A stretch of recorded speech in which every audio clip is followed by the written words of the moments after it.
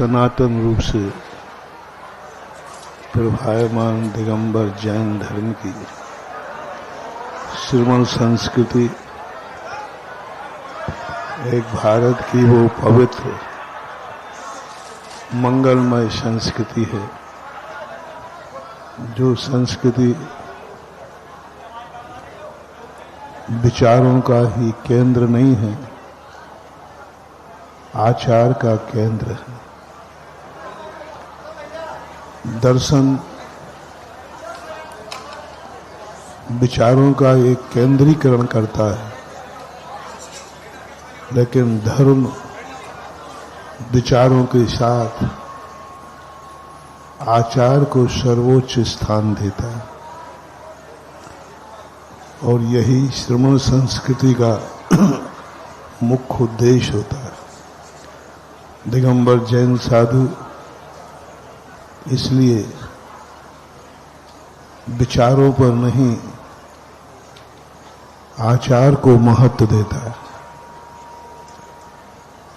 आज जो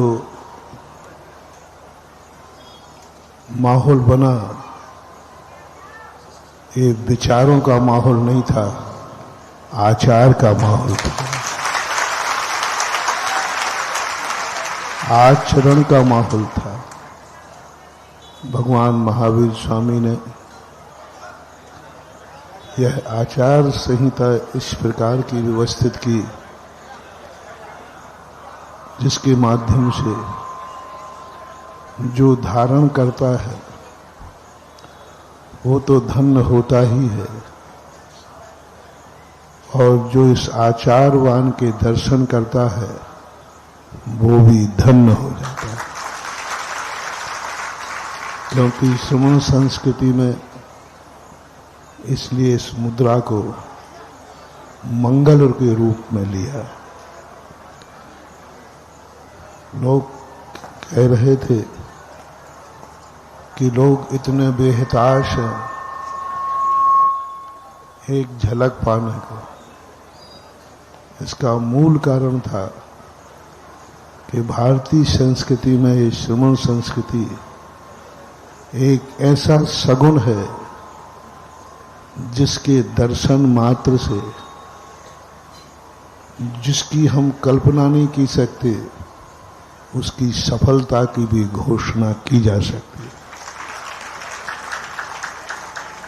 और जो आगमन के ऊपर प्रथम दर्शन होता है वही तो सगुण होता है। जब श्री कृष्ण अर्जुन को बड़ी मुश्किल से तैयार कर पाए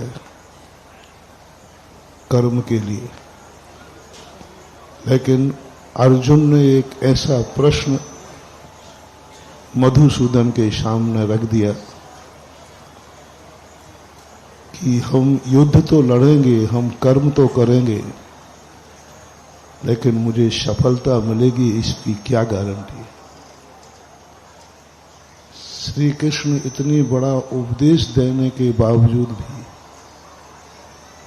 उनको यह आशा नहीं थी कि कोई ऐसा भी प्रश्न कर सकता है। अप्रत्याशित प्रश्न। आश्चर्यचकित हुए नारायण। और जब कोई व्यक्ति आश्चर्यचकित होता है तो फिर चारों दिशाओं में देखता है कोई अदृश्य शक्ति को, कोई महाशक्ति को, कि शायद इन आठों दिशाओं में, आकाश और पाताल में कहीं कोई ऐसा अदृश्य संकेत मिल जाए, क्योंकि यह उत्तर शास्त्रों से नहीं, ज्ञान से नहीं, विचारों से नहीं, इसका उत्तर बहुत गहन है। श्री कृष्ण चारों तरफ देख रहे हैं और देखते देखते एकाएक बोलते हैं, अपार्थ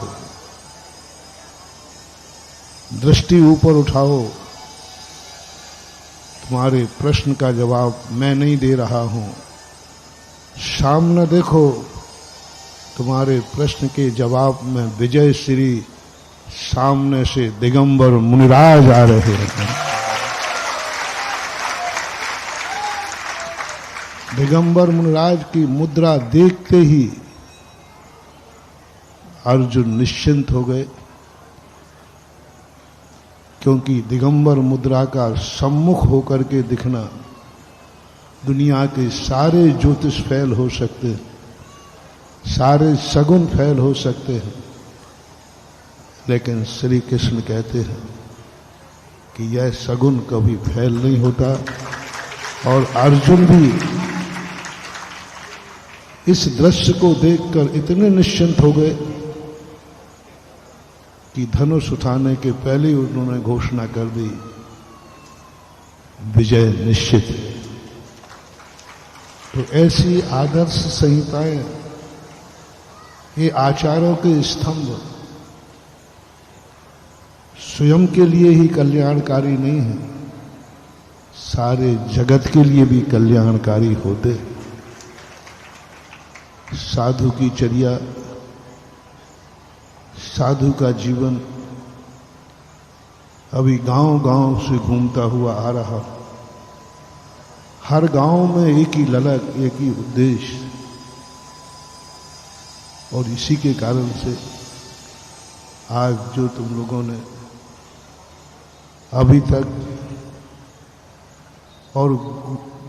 अभी तक इतने सालों में, 40-50 सालों में पहली बार किसी नगर में गुरुवार के दिन गुरु पूर्णिमा को प्रवेश किया।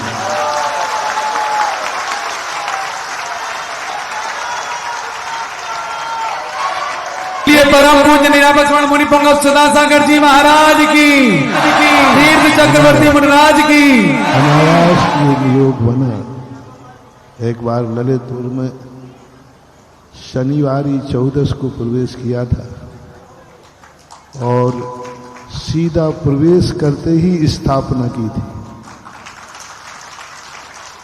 और ललितपुर की सारे जगत में प्रसिद्ध थी ललितपुर की आगवानी।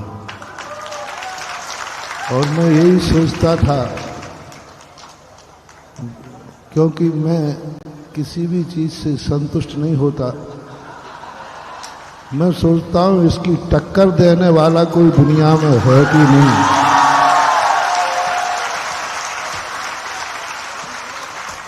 दो 2000 चतुर्मास हुआ था कब? अभी हुआ था ना 22।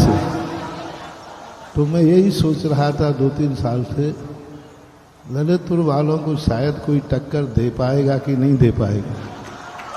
लेकिन हे ललितपुर वालों, आज अशोक नगर ने आपको टक्कर दे दी। जय हो, जय हो, जय हो। और आपके पास 2 साल से वो गोल्ड शील्ड रखी थी, अब वो चुपचाप अशोक नगर वालों को दे दे।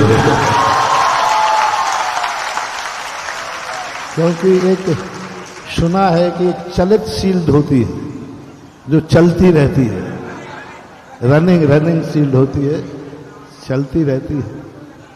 वस्तुतः आज उत्साह और एक ऐसा निमित्त योग गुरु पूर्णिमा के दिन का बना और बहुत उत्साह उमंग के रूप में प्रवेश हुआ।